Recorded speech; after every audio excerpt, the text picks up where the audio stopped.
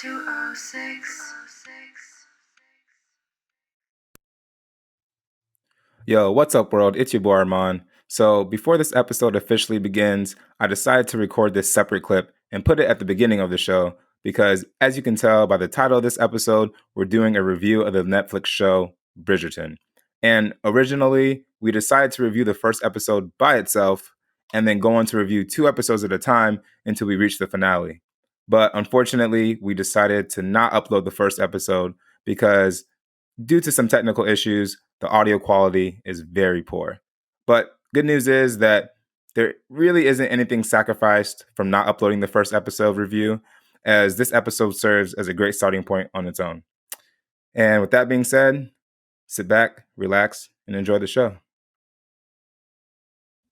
Greetings, dear listeners. It is I, Lady Whistledown, and I'm here with the three most esteemed gentlemen in all of London, the Duke of Aces, the Baron of Deep, and the Viscount of Mist, to discuss the most titillating affairs happening within the royal circle.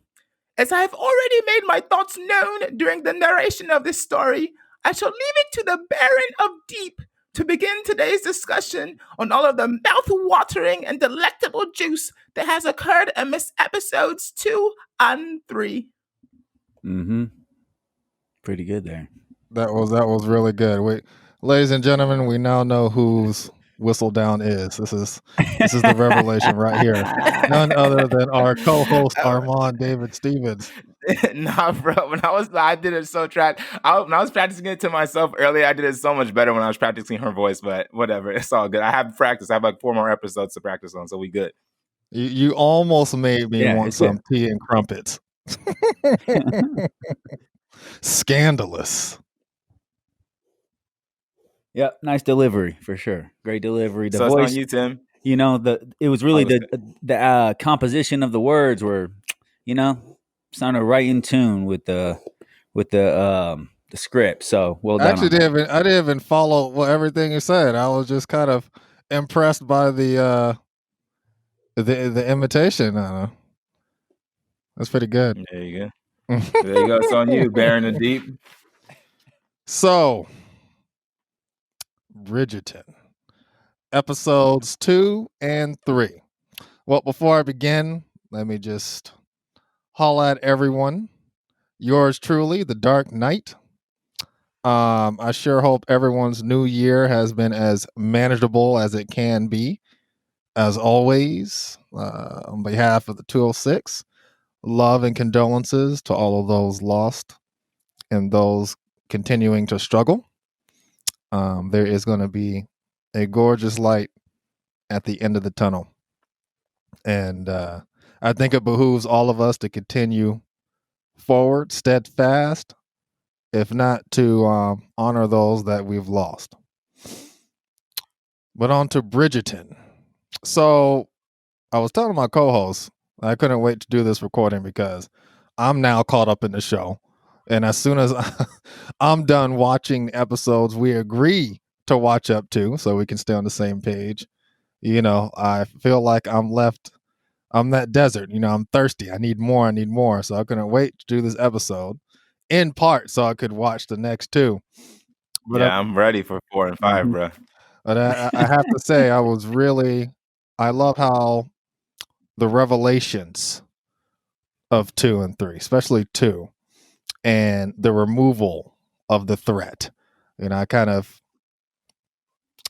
see what was the name, Lord Bourbon, the Lord Pervert, the only child. Yeah, the removal of threat kind of stabilized the relationships. It allowed for a lot of character development, or should I say, relationship development, to go down. And I really enjoyed that, especially amongst our main characters, the Duke and Daphne. That was probably my favorite, I guess, broader aspects of my enjoyment of 2 and 3. And I couldn't help but get caught up in episodes 2, drenching of the Duke's background.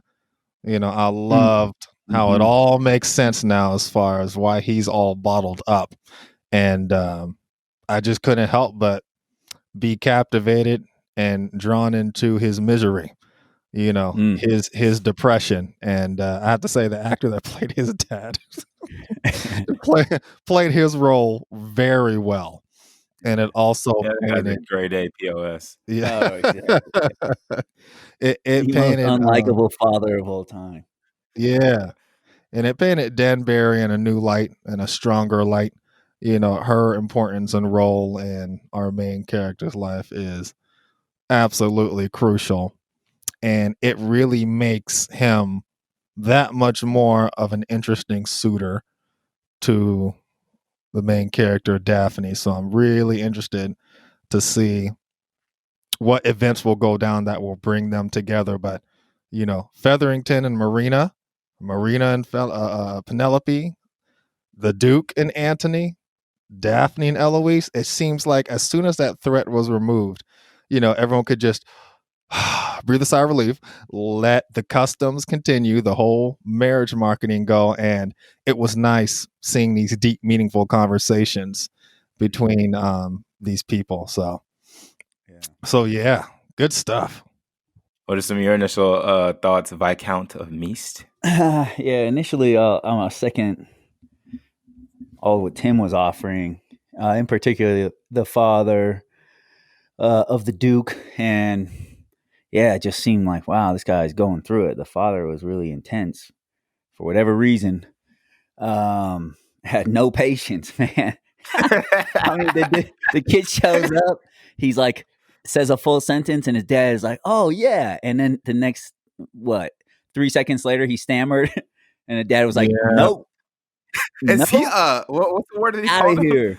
What word did he use to call him? Dude, He's like, is he a lot of words.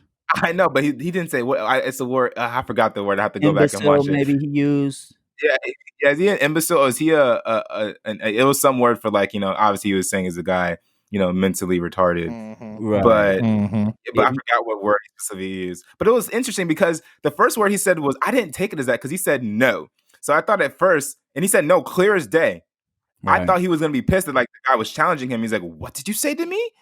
And then he said, do I thought it was like a little kid, like, kind of fearful, saying, like, do not, like, not. I didn't take it on, like, oh, the kid has a stammer, so he's going to take it as there's something wrong with him, And then what was even more interesting is, I mean, I'll let you finish because I don't want to go off. I was going to go off along the same point, but Yeah, go well, ahead.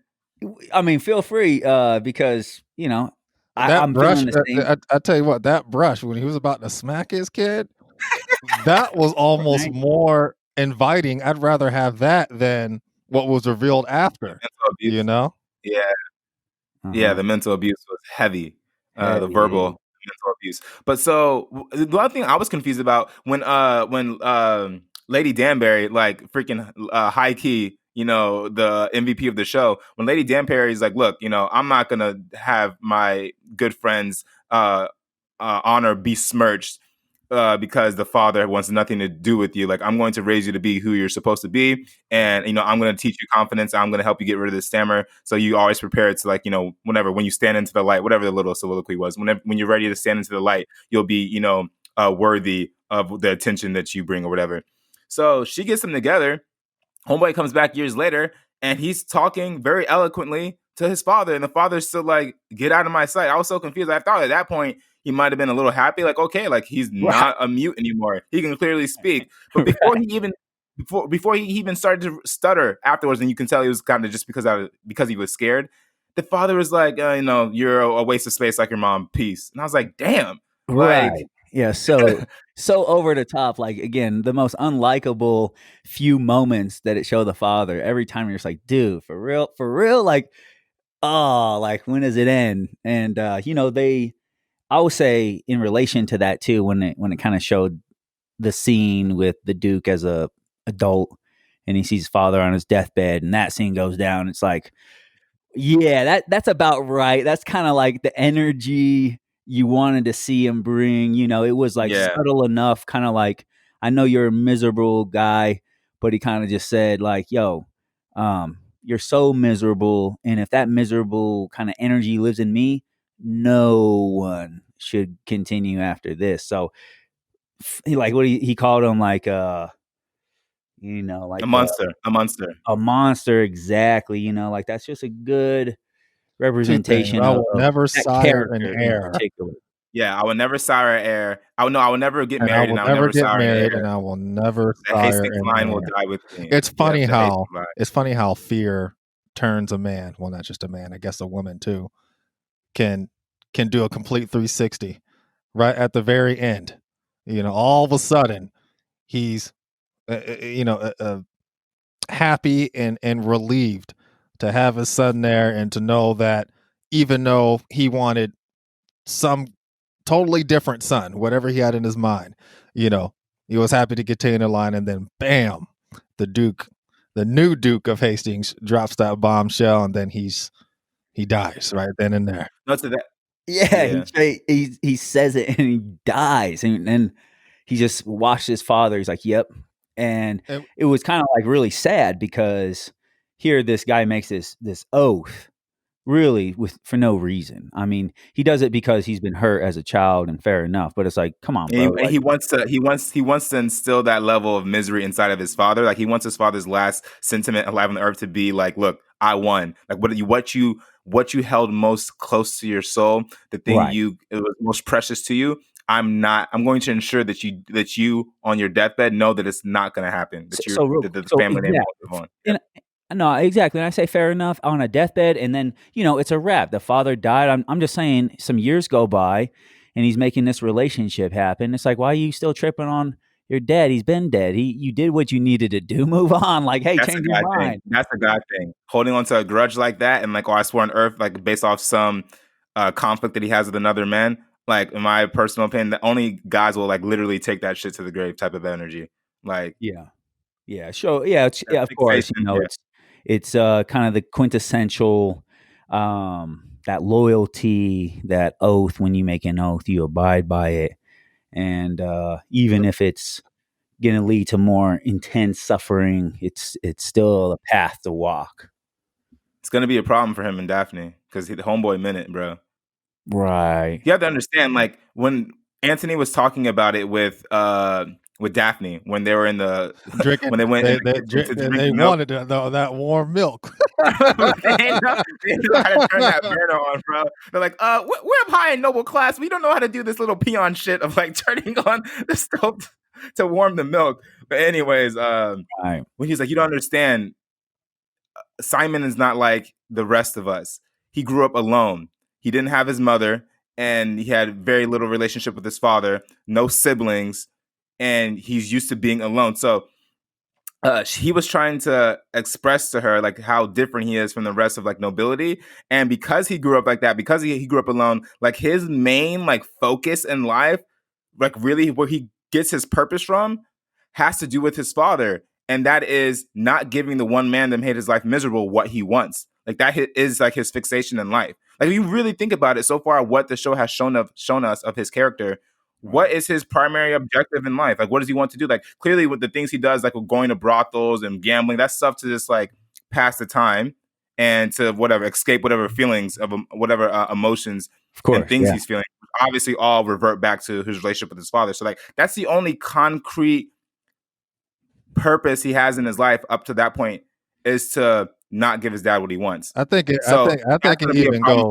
even goes deeper than that. I don't think he can as much as he would have wanted to. Even if that was like this grudge was like the main kernel that existed within his heart in relation to any prospective female suitors. I really believe that traumatic experience puts him in this kind of static motion. You could tell he doesn't really know what to do with Daphne. You know what I'm saying? Yeah. And if during the picture part was one of my favorite parts, it seems clear to me that Daphne's beginning to embody what he imagines his mother must have been like. Pure, warm, innocent. It's such a stark contrast to the father. And you could just tell by the look on his face, it's like he's feeling something. He knows this girl is different, but he doesn't know what to do with it. He doesn't know because he doesn't want, and this is when Danbury kind of drops the bombshell in the carriage, makes him wake up, and he feels the huge impulse to let her go. He's fearful that, you know, that after Danbury brings her, so that Daphne will go down a similar path that her mom did.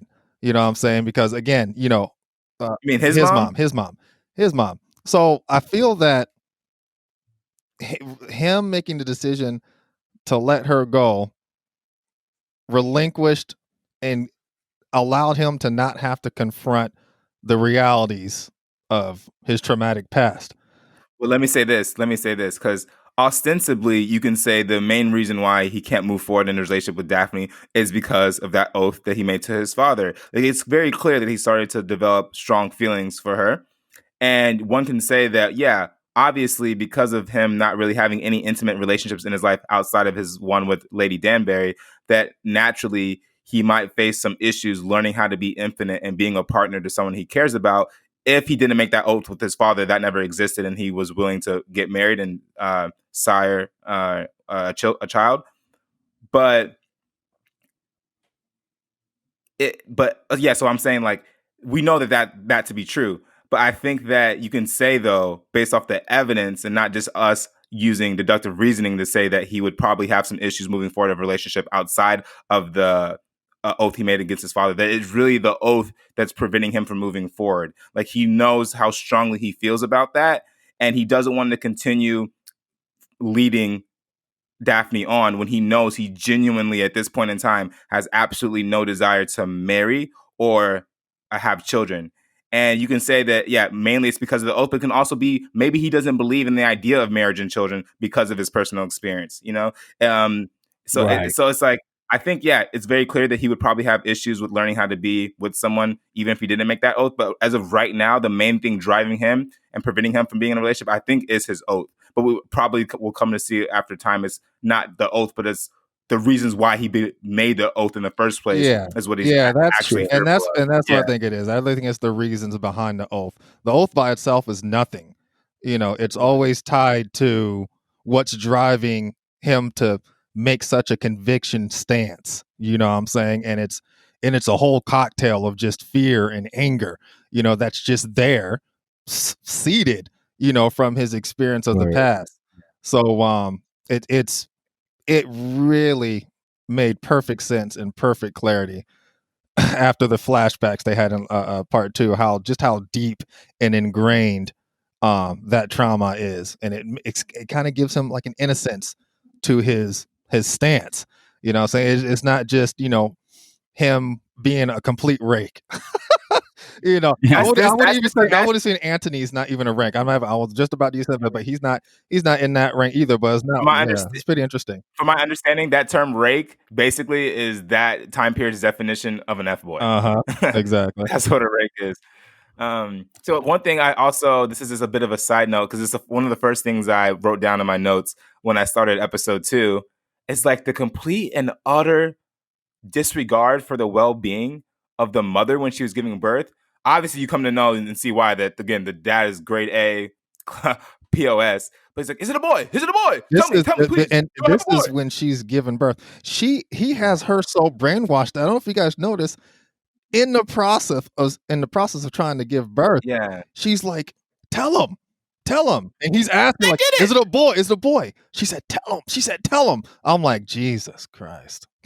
But and it's sad because not him, but it seems like no one is really concerned about her well-being. It's like she's just like, and honestly, you know what it is? It seems we may come to find out later there may be more probably unjustified reasons for the father's disdain for the mother. But it just seems like probably the only reason why he thought she was a waste of space is because she couldn't provide him with a boy, you know? And because obviously they value men more so in that Right. society than women. And he wanted to continue his lineage or his the male lineage of his name. And because the wife, air quotes, failed in that duty, something she has complete and utter no control over, he deemed her as nothing, basically. He mentioned something about, the only thing I could grab onto as far as him concerned, what little, you know, they give of his background, is the fact that he mentioned that the king or some royalty gave them the title of duke. And he was like, because of that, this must happen. this must go on. There is no other way. And with me, when it comes to like movies and books and anything, I kind of feel lonely in the sense that I end up holding a lot more sympathy for the quote unquote widely viewed bad guys, you know, compared to anyone else because, I assume, that they must have had some type of background to be turned into a monster, kind of like Sure. Lord Bourbon, whatever. Once the mom came into once I've heard that he was an only child, I was like, yeah, I know where this is going. And then the No, mom that's came, not. and then we got to see her talk and stuff, and it's just like, Jesus. Yeah, you see how you see a mother's veils. Like only a mother's love can really make her perceive someone that way. Obviously, she thinks that her son is the hottest shit since sliced bread, Crazy. and how high she. And but I was dying during that scene. It's like only moms could be like that, bro. Only a mom could have that type of perception of her child. Oh my god. It's jump just in. crazy. It's crazy. Well, go ahead, Jay. I was going to kind of switch gears for a quick second about, I can't remember what episode, but I can't even remember the sister's name, who her brother, they were swinging and having a smoke. Eloise, and yeah. Benedict. And Benedict and Eloise. I really thought that was a nice me too. curve because I wasn't sure how they're going to make all these characters relevant. And it was cool because it was just like a brother and sister, right? They're brother and sister, those two? That's right. Yeah, that's brother right. and sister. Right. It's just like a relationship between brother and sister, like, having this, sharing a little bit more about the whole, what's this process that we're involved in, this life. I don't, Eloise is like, I'm not trying to do this. I'm trying to get educated and I want to go off and have some adventures. I'm not trying to just like have kids and do all that. And it just really hit close to home for me because my grandmother was like that. She, was one of these ahead of her time. I mean, really, it's just like a natural human capacity. In any child has that adventurous spirit, and then clearly, depending on the era you grew up in, you might get pigeonholed into certain paths. So, any case, to want to not so much just rebel, but it's like want to live a different way. It's interesting to imagine if a society offered more options as norms versus like, oh, you're going against the grain, you're gonna put dishonor to our name. It's kind of curious to think about that in a deeper way, like even now, like what are these kind of unspoken norms that influence us, and then are we making choices, really fully conscious choices, or what are the various things that are influencing our choices, and do we see that there's options, or do we feel like there's no way out? And this show kind of touches on a lot of intense kind of like binary things, like it's either or, it's dichotomous in a way, but at the same time it shows great with like character development, kind of expanding and nuancing how people might be thinking and behaving in this sort of aristocratic, nobility of an era. So I thought that relationship in particular was a really kind of like simple yet meaningful kind of like I don't know piece of the story. The sort of intimacy between siblings and their growth process. So I haven't really seen that in other shows. I like that a lot. I liked it for various reasons. One, because it showed a lot of character development for one of my favorite characters, Eloise. So she wasn't just the roaster anymore. We got to see really kind of like some of the thought processes behind all her jokes and humor that she makes. You got to see, the thoughts that they were rooted in. So I like the character development in her, but then also, showing, because you don't really see any strong sibling bonds with the Featheringtons or the Bridgertons up to this point. I think you can definitely say the strongest sibling bond is between Benedict and Eloise, just by the nature of the conversations they have, and they share something mutual, and that's both them wanting to challenge the norm and break the norm. You clearly see that Benedict wants to be an artist and he wants to do that in his life, but obviously, again, that's not what you do when you're someone of his nobility. You're you're conditioned to be more concerned doing other things, not like some artsy type of thing. And then with her, obviously, she just doesn't see her life value in just being married off to someone and having kids. Like, she wants to continue to follow her passion, which is writing. And what I think that is what really particularly I took out of that scene is when she was pretty much urging him, because he was actually in a position of privilege that he can actually, if he really wanted, he can go out and follow his dreams. And she wasn't really in a position to do so. Right. And I always saw that as people who are privileged enough to follow their dreams almost have an obligation to do so for the people for those who don't. You know, and so in that case, he had the privilege to follow his dreams. So it's almost like you have this unspoken obligation to pursue your dreams to the best of your ability for people like Eloise, who because of the conditions of society can't. Not like in a literal, like they literally can't, but it's like exponentially more difficult to do so, right, because of the power dynamics in society. So that's one thing that I really took from that. But then also, I also took from it that whenever you are trying to break societal norms, it doesn't come without some level of sacrifice. But within that sacrifice, I think brings clarity, because once you challenge the norms, not just in thought, but in action, you come to really understand the reality of the norms in the first place. You can truly see either to what value they hold, whether they kind of hold the value that you are trying to challenge, or they essentially don't. And I think if he's going to go on in the process and follow his dreams of being an artist, he would come to see, all of these norms, this nobility, the stratified society as the imaginary BS that it actually is, but the sacrifice comes from giving up. The sacrifice comes from the growth that comes from being able to do that and go through whatever ridicule or opposition you may face from the family or rest of society. Like, you have to sacrifice in order to do so. But once you do, that's when the clarity comes. So I'm interested to see if he actually goes on to do it, or if he folds under the pressure and just ends up doing what he's expected to do. And it's also interesting that he is asking Eloise, like, hey, are you Lady Whistledown? And it was funny because I didn't even think about her being, it's actually a good, it was a good theory from him. And I was kind of caught off guard, like, why didn't I think of her being Lady Whistledown? It's so funny. Like, I jokingly think that stupid secondhand man to the queen, the kind of like, out of shape one, old guy, the one that's like, oh, she sent him to go out. Oh, that's the thing. Yeah. You remember when she was like sniffing crack? I don't know what she was doing. That's snuff. But that's snuff, exactly. But that guy that she went off to go get some more snuff because he said that he's such a gossiper. I'm like, is that dude Lady Whistledown? But anyway. Yeah, he could be like wearing those white gloves. So hey, that's a good guess.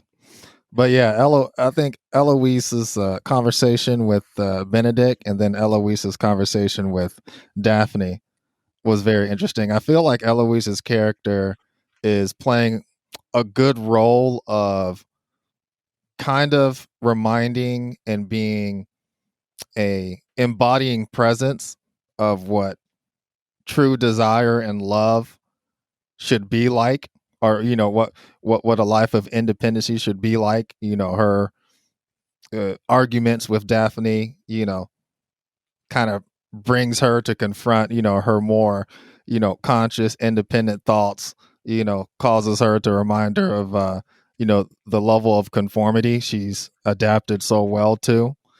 I really like that. I really like that a lot, especially between her and Daphne. And I really feel like Eloise's relationship with Penelope is interesting in the sense that I feel like they're like on the same page as far as, their wants. They both like to read, they both they both seem to have this, uncaringness to the whole tradition and custom rule thing. It's just like, oh yeah, whatever. Their interest is in totally something else. And I kind of felt that whole business with Burbont kind of shook up the whole family.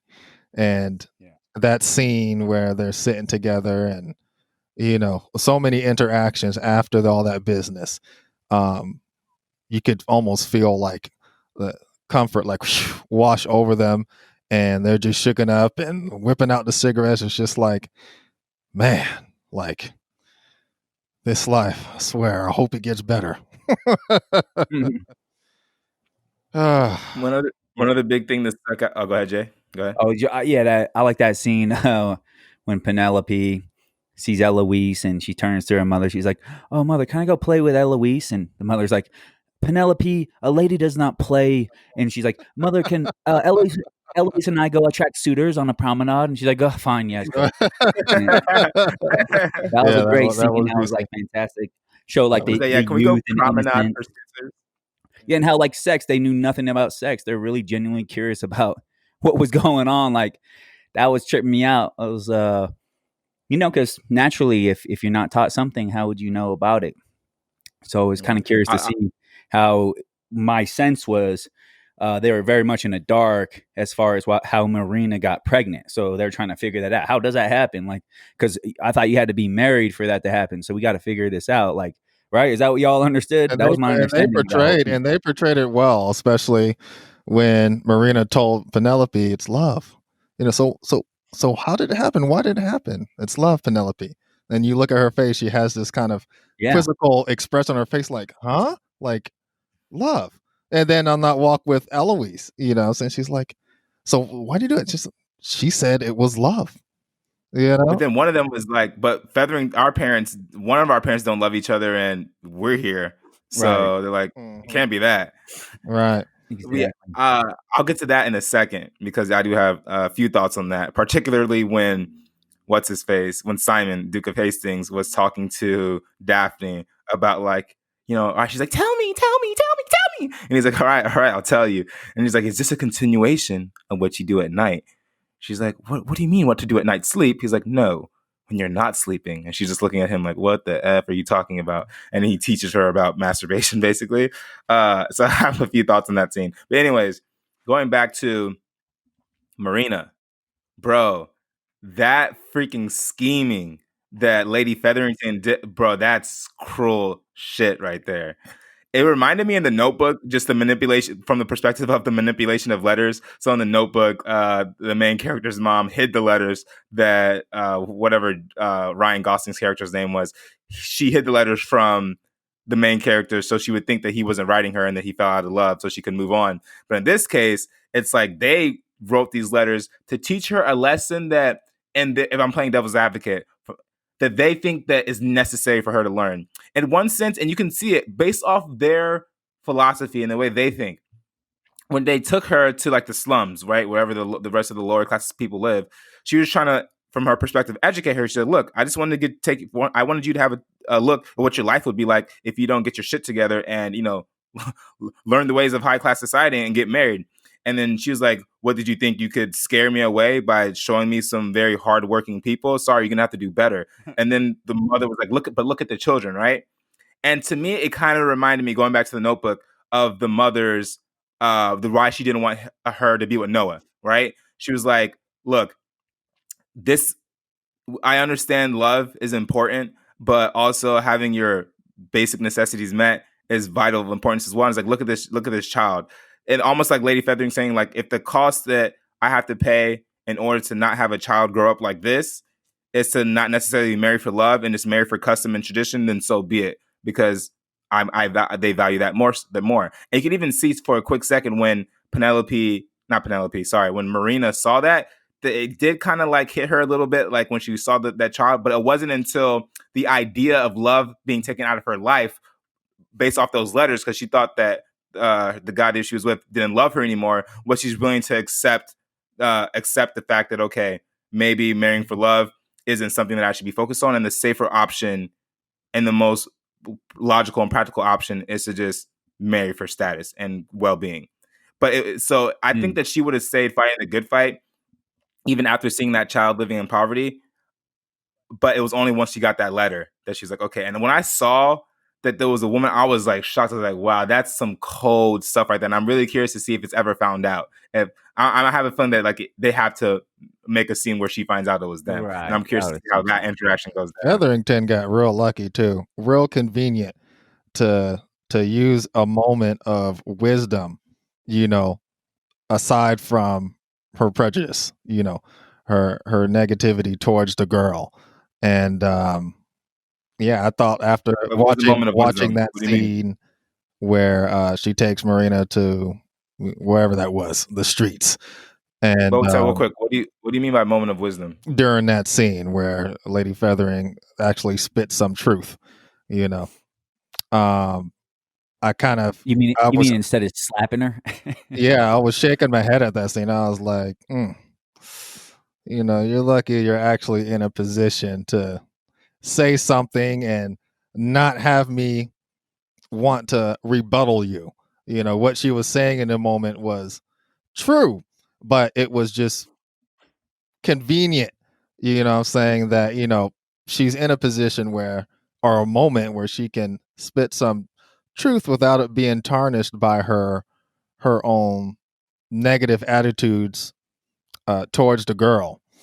And I remember thinking on that scene, I'm like, yeah, watch her, watch the writers write her story to where she's just right. She ends up being right all along. And, Marina's character development is going to go towards some other guy, and then it's going to build, and they're going to do this thing where Marina's, learning about, the dark side of love and stuff.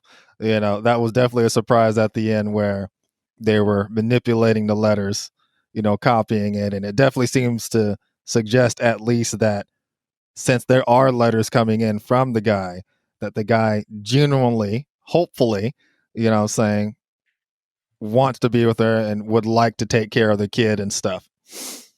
But we shall see in that respect. I'm interested though, because I don't really see this so much in Western television, where there's a clear theme that the writers of the show are trying to portray to the audience.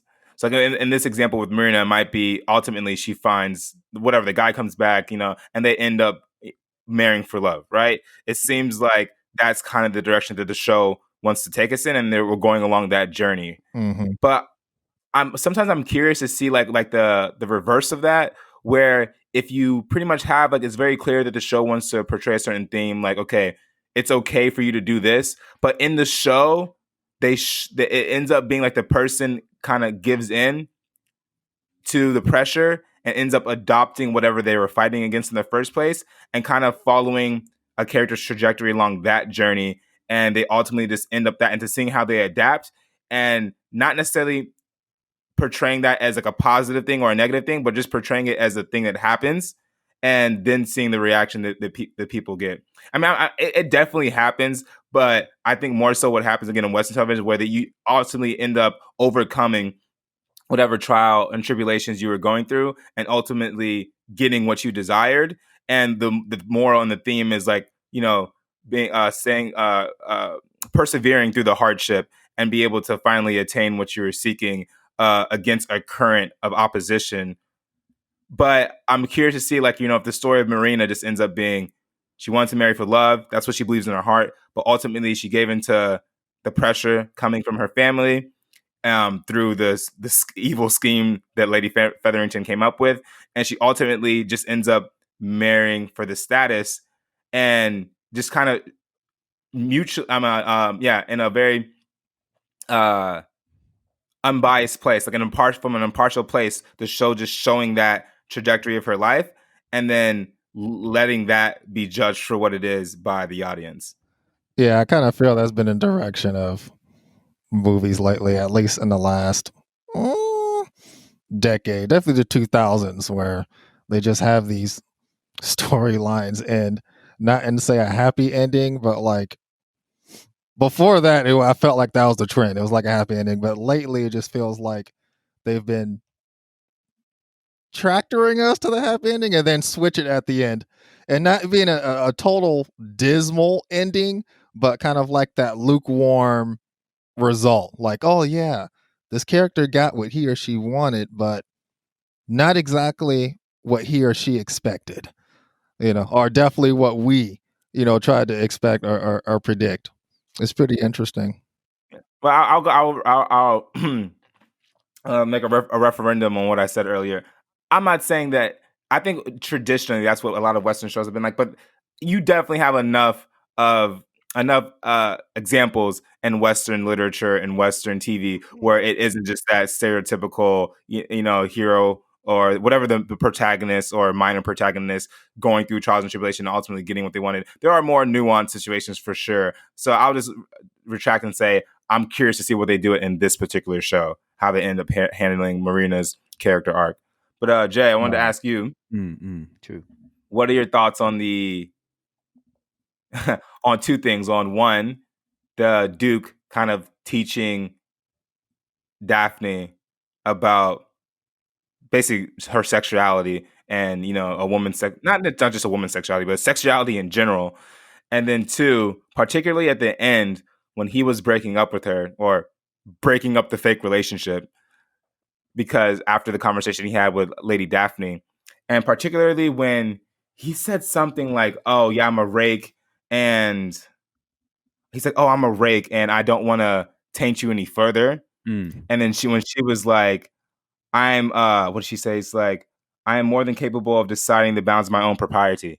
You know, which pretty much goes to more of this like message, theme of the story, where it's like, it's not up for a man to dictate, you know, a woman's innocence or a woman's lack thereof, or to have any like for a man's perception to not be the main catalyst in determining whether or not a woman is this or that, or her own experience with it. It's just up to the girl herself. So I'm curious about your thoughts on both those things. Yeah. All right. Well, maybe chronologically. So that whole scene about the, masturbation scene first is predicated on this, like, hey, we're friends, aren't we? This is just a big ploy here. So this isn't a real thing. If you were really courting me, then yeah, you wouldn't tell me about stuff. But since no one tells me about stuff, and since, we're friends, come on, man. Like, I got to learn at some point. Why not you from you kind of energy? So, I mean, on that level, it was like, that's how, like, you get this interaction between these two. So I think from a viewer standpoint, you say, okay, this is like a step toward so he's going to express it in that way. She then experiences it, right? She was having dreams about him, and, in physically intimate ways, like touching her Even though back. she's already priming herself. Well, I mean, she's attracted to him. He's a handsome guy, to say the least. And, there's something also, as we know, these quintessential characteristics like confidence. These are the absolute magnets for, archetypal women attracted to men for confidence, right? And again, he's handsome, like more than handsome. He's like, very attractive man.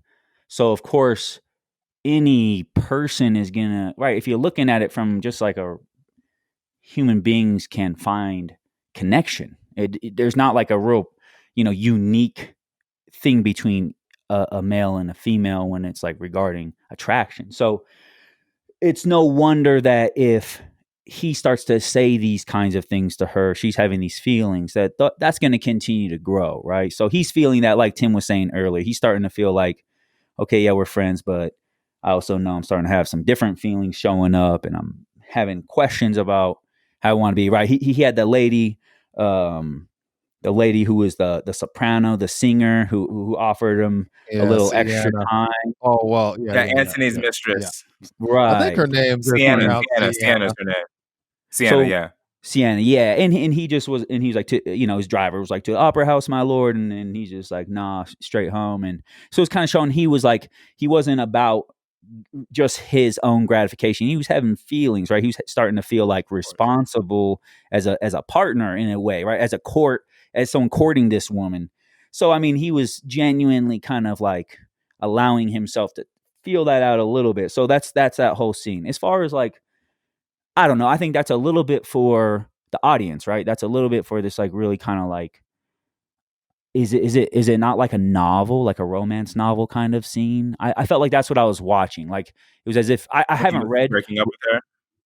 I haven't read no, I mean all of those scenes, but in particular the sexual scene or the masturbation scene. I don't know what you would call it, but that scene in particular was like that romance novel scene to me. It was like in entertainment. Like I believe it was written in because it excited a fair amount of the viewership. That was my take on it. Like, I think Fair. in general, in TV shows, sexual dynamics and anticipation of sexual things is very much used to grip the audience in a certain way. So I thought they did a great job with it. That scene between them. And then also the breakup scene, of course, was like, again, the quintessential. I'm sorry, I have all these archetypal kind of like narratives in my mind about entertainment, and I feel like these are meeting it because it's happening. It's very cliche. Like I said, cliche is not bad. But if you do it well, it's fine. Yeah. Again, and if you're easy on the eyes, that makes it helpful too, because a big part of what these shows can run on is that these are a lot of attractive people doing things, and then the ones who are maybe quote unquote conventionally less attractive are usually the characters that are bringing something maybe a little more deep. But in any case, I don't want to sound biased toward any of the storylines and the character plot. So the fact that he has to break up with her in a way, right? He has the conversation with his mom figure, really, his great aunt, Miss Danbury, is like his mom, really, right? Help raise him. A teacher at the least. So in any case, she kind of sets him up like, hey, you have this great opportunity here. My suggestion is you go for it. But come on, bro, like the prince is in town, like she's looking at you, dog, like make a choice. But if not, you're gonna have to stop because the prince is in town and the prince is also looking at her.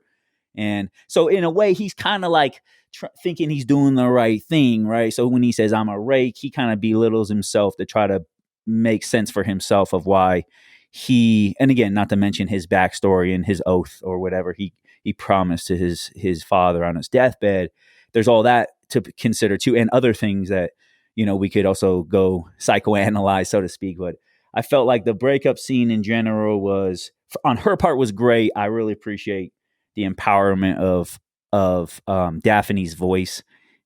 It's great. I think she, as much as when you like, quick side note, when her and her sister Eloise are having that conversation, my sense was a little bit like Eloise intellectually dominated Daphne, but Daphne like emotionally kind of like open herself in a way that Eloise just like isn't willing to do, right? Like, they're both kind of sharing like unique perspectives, and it's kind of like, we're just gonna have to still see the common bond between us, and we're sisters after all, and there's a lot more we're gonna learn, and let's give each other a break too. So I feel like that scene right there, and then the scene with the Duke, with Simon, when they're friends now and all that, was a little bit, just again, cliche to say the least, but then also it wants to drive the point home, like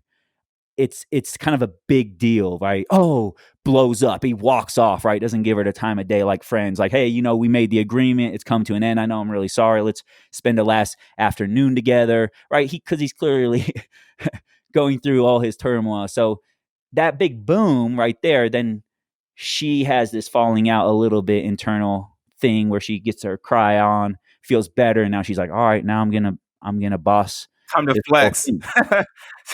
I'm the diamond, Time right? To flex, basically. Yeah, diamond of the first water. Yeah, she glowed up and took over the scene, and then of course, Simon's there, the prince is there, and everyone's there, like seeing her come down with the hair just right, and everything's looking great. That was so hard for me to watch when she had to put on her game face.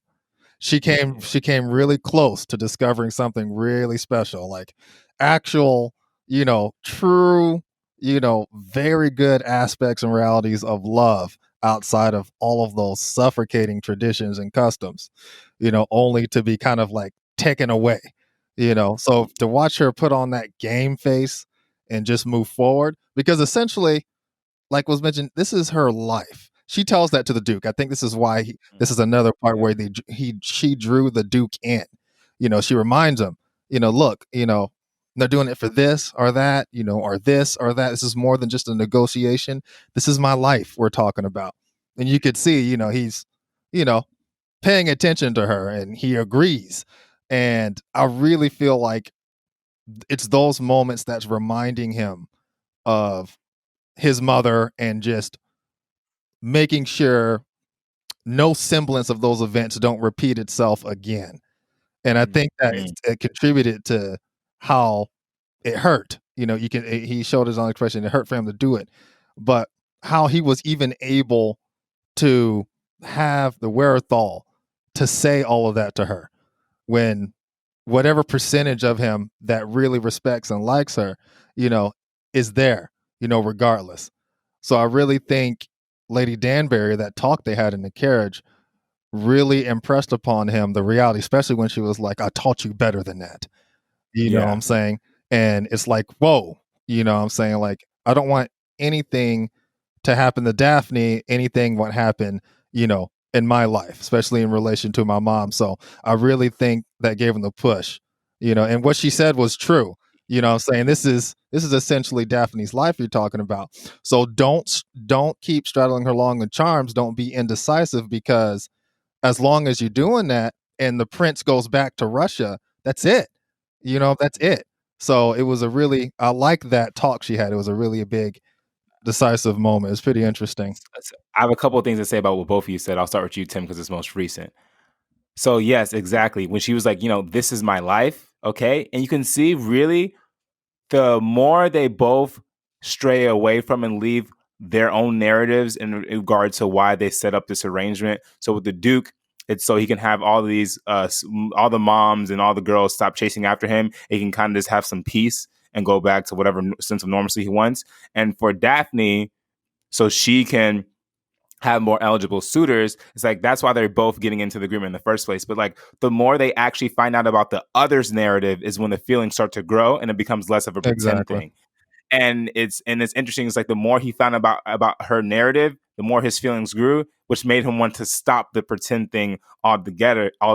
Because now at this point, it's like more, he's realized, okay, like, I'm now thinking more than just about how it's benefiting me. And I'm realizing at this point, now that I'm thinking about her and her narrative and what she's going through and her perspective, thanks to the conversation I had with Lady Danbury, I'm realizing that I have to stop this now, because it's no longer benefiting her, And so I found that interesting. But then also, Jason, to your point about Eloise intellectually dominating Daphne, what I find interesting, and I think I see this in society in general, is that people who are more... So yeah, you have this juxtaposition of Eloise's intellectual journey and Daphne's emotional journey.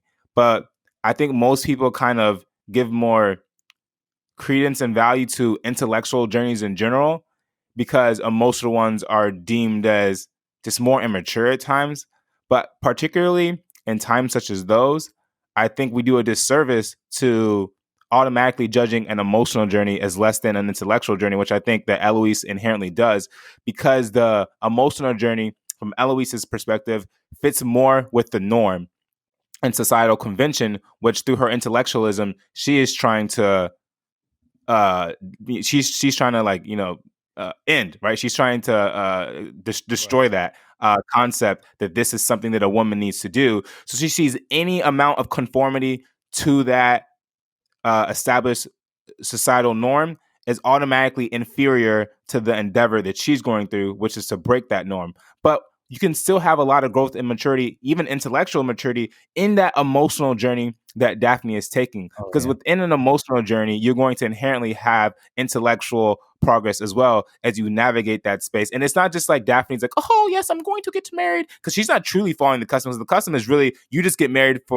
to secure your place in society and to secure your well-being. Because as a woman, you have no way of securing your own well-being. You get married, forget the love stuff. But Daphne's like, she's in a way is rejecting it too. She's like, no, I'm marrying for love. I'm not just marrying because that's the only value I have in life, and it's going to secure my material well-being.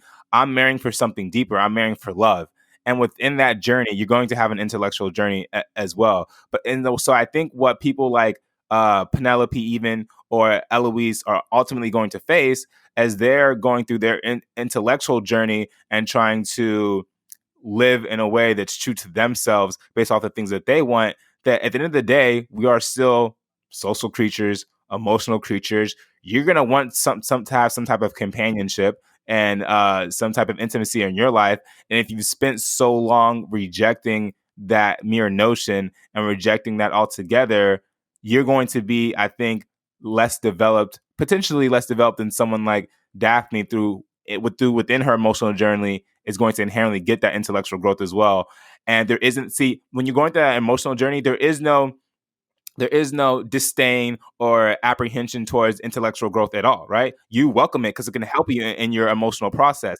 But if you are in that intellectual journey, you kind of have a natural disdain and disregard for that anything kind of emotional, because again, you have it attached to the norms of society that you're trying to break. So you're going to end up, through your own choices, kind of underdeveloped in that regard. And that will ultimately play itself out in the future. So I just find it interesting, that the intellectual versus emotional narratives there are being pit against each other with Eloise and Daphne. That's a very, very excellent garnered lesson from that scene, from that interaction, for sure.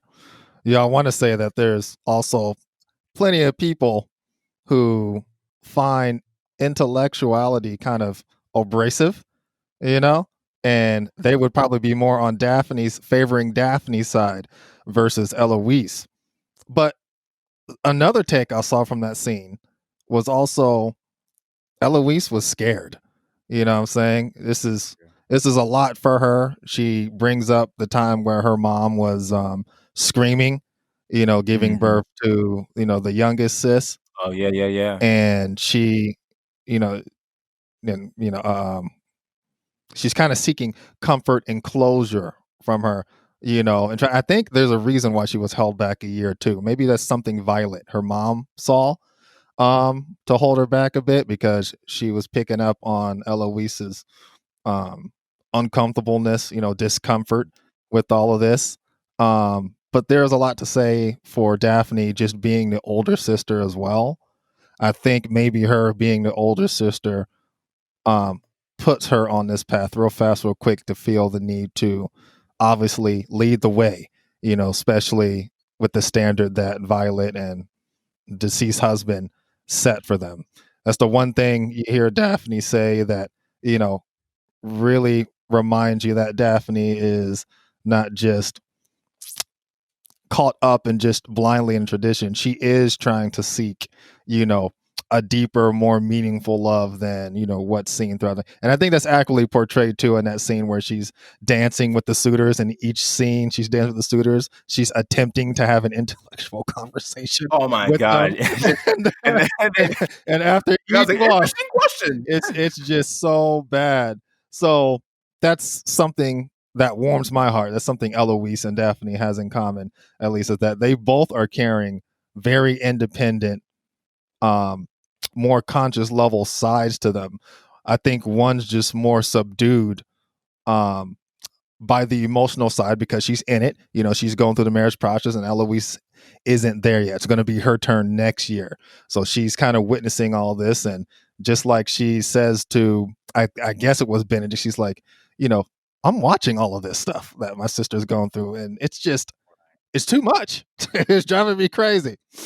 So I really loved how Daphne has something to teach Eloise, and I see Eloise as more of a reminder, trying to keep Daphne, in place, to keep the reminder of, what's real, instead of Daphne falling into desperation and just succumbing to it, because she was about to do it with Lord Berber after he made that threat.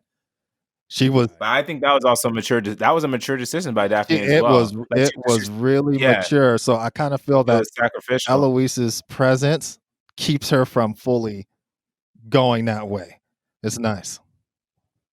Yeah, and also like when you think about Daphne making that mature decision, and it's also the story of Anthony and him making mature decisions and figuring out what it means to be the man of house, and also it's Daphne, right, figuring out what it means to be the firstborn lady, or however they call it. So yeah, in a way, the Benedict and Eloise have a little bit more of a freedom to question these things, right? Even though even Anthony showed like the privilege of men, that even Anthony was trying to say, "Nah, I got brothers. Watch, I'm gonna pass this off." Where Daphne would never say such a thing, right? She's not gonna say, "Nah, I'm gonna wait for my sisters to get this one." Daphne's like taking responsibility straight up. And again, it goes to show that level of maturity that comes with when you're kind of thinking about, again, herself. She was clearly thinking about finding a suitor for herself, but she's also thinking about the collective well-being of everyone, the what's necessary at the time, right? Like what is being called, what am I being called to do? Let me arise to the call. So it seems like they're trying to create that growth in these characters, all the characters really, on at least the young ones on their growth phases. And again, yeah, they're doing a great job kind of giving a little background into some of the hangups, maybe. If hangups is a word, maybe that's not the word. Into the diverse, I guess, kind of like feelings about what's going on in finding partners and like the big to do about it. It's such a orchestra, like she's like, yeah, I need 8 balls, like whatever, all these flowers. It's like, I'm like, hey, these guys are really going to a ball every night. They're just like sitting there, like doing their arts. I'm about that life, bro. Dancing all night. Yeah. I was like, I'm about that life. Sign me up. That is, yeah, not bad. If you enjoy yourself, a party or two, this is the group to join. But aside from all that, obviously there are a lot of folks don't want to mess with that. They're not interested in that lifestyle. And at the same time, we're seeing kind of like, if we move ourselves like out of that era and just think about it now, it's kind of similar, because I feel like a lot of the narrative, people feel like, oh, I don't really have a lot of choices. Like my hands are tied, like I got to take this job, or I got to be with this person, or this happened in our relation. And now I got to, like, I think it happens like just as regular, like, and the pressure, although it doesn't look as demonstrative, it's still potent, right? The pressure of how a woman should be, how a man should be, what is process of trusting in somebody, like the games that are being played, the image it creates. So I really feel like it's touching on a lot of deep themes around community and around identity, and then also with love and with survival. And yeah, they're trying to touch on a lot right now. So it's just another image, right? It's a lot of that is still here today, 2021. It's just in a lesser form, it's in different degrees, and it just looks different. The nature of it's different, but its legacy is still very much today, just different. And yeah, and I've noticed the time. We're probably going to wrap it up soon. I really must insist us talking about Sienna just a little bit. What about Sienna and Anthony? Yeah, I was gonna say, I have a feeling that I was just gonna hold that thoughts, and like it's gonna develop more in the next episodes, clearly. But I really like what Sienna said. She's like, I don't want to be your fool again. Agreed. Because ultimately, in things like this, I think that it's inherently more unfair for the person of air quotes lesser status in Sienna's position than it is for Anthony, because Anthony will still get the benefit that comes with having that privilege that he has in society, while she doesn't. So, I'm happy that she stood up for herself in that moment. And it's interesting though, like, how no matter how logical of a decision it is to not let him be your fool, and how much conviction you have in that belief, and how much conviction he has in his own belief that no matter how much he likes her, he can't really be with her. It's like when that energy is still there, you see this in every romantic interaction ever. It's like when both people know they can't really be together, but like you still got to give into the emotion a little bit. So when he turned her around and is like, I've been thinking about you nonstop or whatever, and they kiss for a little bit, and she's like, okay. It's like you, all the time you have those interactions where you still get a little bit of a tease, you get to give into the emotion a little bit, but it's like, but we can't do this, She's like, I'll let you kiss me real quick, but I can't be your fool again. Bye. Yeah, I like this. I like that too. I like that the show seems to empower the voice of women, and that's important, especially in shows where, I don't know, at least maybe I'm having just a lot of judgment around this, but my perception of a lot of television wasn't so much empowering the voice of women. And albeit this is a show in a kind of romantic, kind of contemporarily romantic, storytelling way, it's still nuancing it enough by giving all the characters, at least potentially giving characters more of a voice. So when Sienna kind of says what she says, like puts it out there, perfectly clear, like, hey man, like this is what it is, and like I know what I'm about, and you're great, and it just can't be. So peace, dog. And so for me, I think that's fair enough, and not like her choosing what she wants to do. Like that's obviously the prerogative of any individual. So, but I like that they kind of didn't let that energy take over that scene, right? Like him coming over, feeling all kind of some kind of way, feeling like lonely or whatever. So it's good for him in his growth process, to get kind of denied and turned away, And, because and he what would have to really reflect, and it'll be to what degree is this woman really his woman, that a partner he wants to create a something with it, or is he just he just has to grow up. So I think her kind of stepping up was really kind of like putting him at the next level of growth, at least when it comes to like, are you still going to chase this kind of like non-committal thing, or are you gonna make more I guess mature decisions? So. Yeah, so the last thing I'll say, and this is just a random thing that happened, when Sienna was talking to the other lady, I forget the one that's in the shop, and they were just discussing, saying, oh, we're the best type of woman, pretty much saying, we're not, we're not like Bogged held in such, down by what yeah, what the we're other ladies not, have to yeah, go through. Yeah. exactly. Our life isn't predicated behind like these social norms and convictions. We have more of a sense of agency to be the type of woman that we really want to be. But then I think when she was flirting with Simon, and Simon's like, what do you think about when you sing, or something like that. She's pretty much, oh, sometimes I'm just thinking about what I have to do in the day. Sometimes I'm thinking about this. Like kind of saying like, when it's your job to perform, you're not really all the time like honed in on what you're doing. It's kind of just more of a routine, and you can kind of do it in your sleep. She's like, sometimes I'm thinking about the guys I'm going to lay with after, or I know sometimes I'm thinking about the guys She's that are going to come visit me after the show, right? She's obviously flirting, and that was her, giving him the little wink, wink.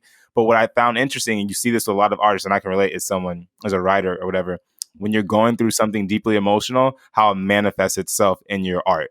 And you could see in that the scene exactly. prior to Anthony coming, when she was truly singing. Because sometimes, most of the time, it's a routine, but she was truly singing, and you saw the reaction from the crowd and the audience, how everyone was starting to look at her like it was something different in her voice, Right. and And that that's happened where twice. true art And comes from, is pain that happened and twice. struggle. It happened the first Yeah, episode where you yeah. really saw she was causing tears to well up in Daphne's eyes. She was so captivated by her voice. And that's something I love about Sienna's character, is that in most of the movies, mostly movies that I watch and shows, um, a woman in that sort of position as lady of the evening, prostitution, whatever it is, there's not much that the writer gives, to that role, that the audience gets to see.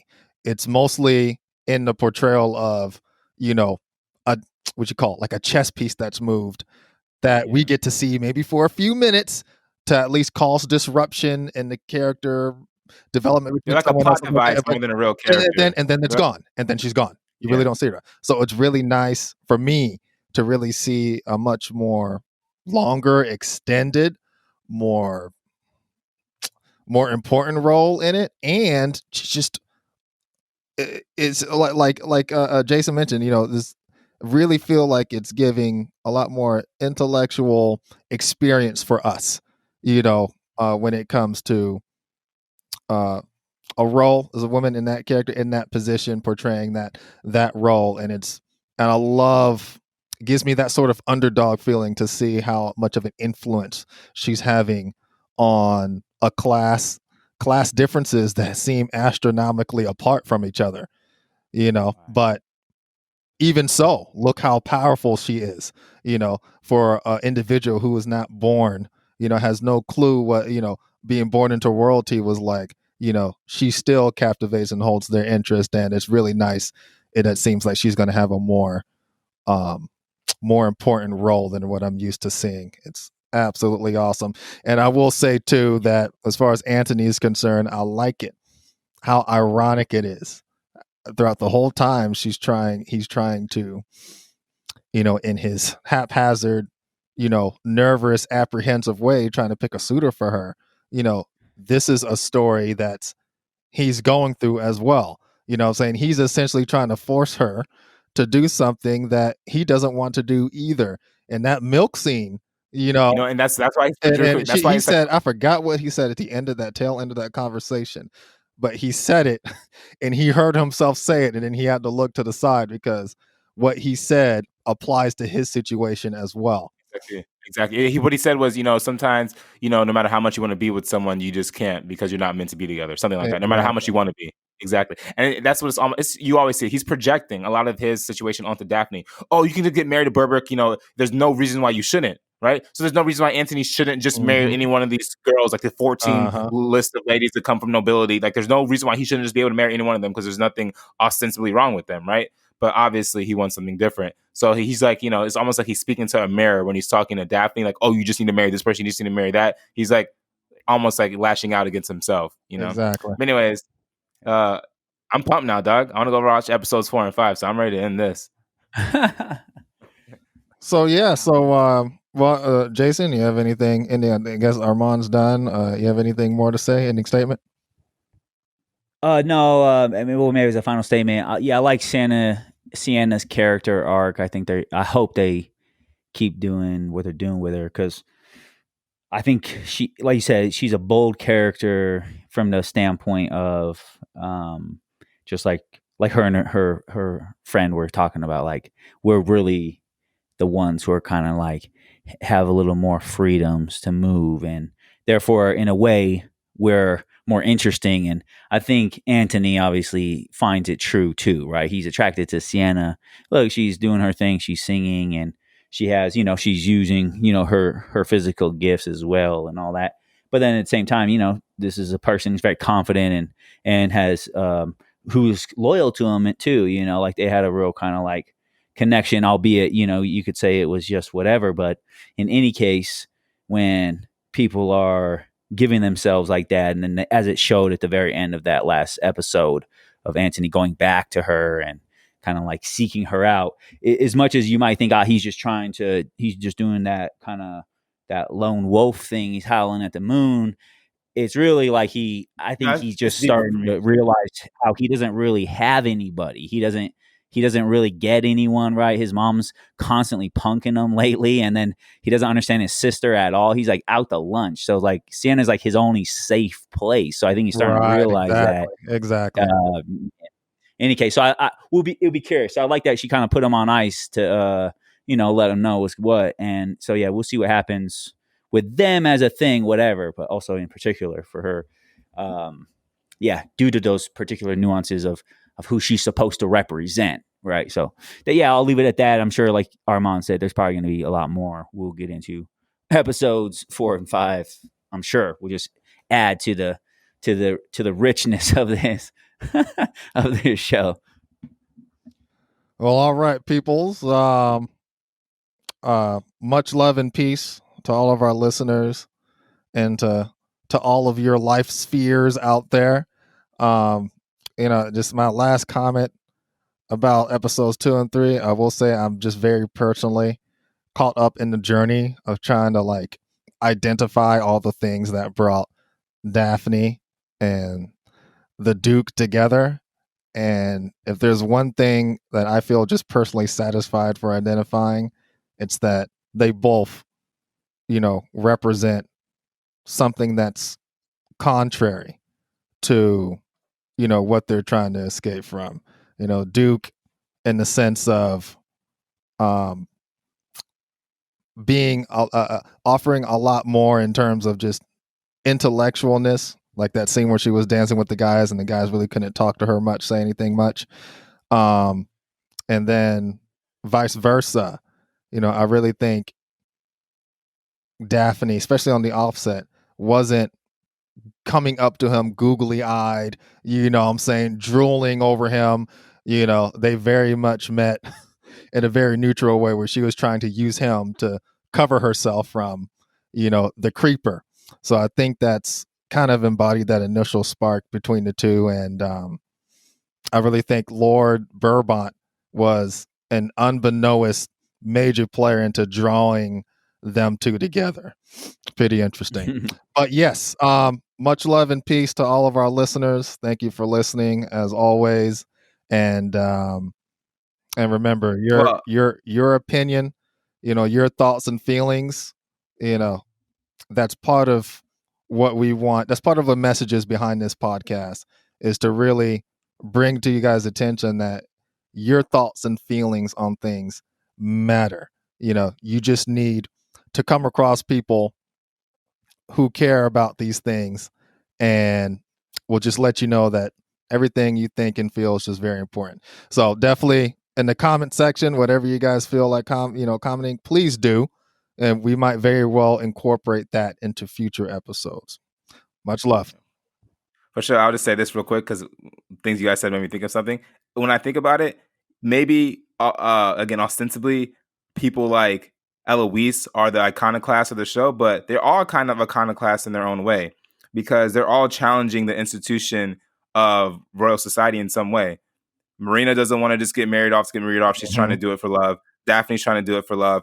Eloise doesn't believe in, having to focus on marriage so much in general at all. Clearly, Penelope doesn't. Anthony doesn't want to just, marry someone for the status and, carry along the family name. He's in love with Sienna. So they're all challenging the norms and customs of the time. And ultimately, I think in any shows, like when you're challenging social norms, it leaves a lot of it's good because it shows you how much the character develops in their journey and in their process of growth as they're challenging whatever institution they're challenging. So that's what I think what makes the show good, and what makes a lot of shows good when people are just trying to break the norm. Yeah. Anyways, that's it for us. We'll catch you guys on the flip side, and until next time, peace. All right, guys. Deuces.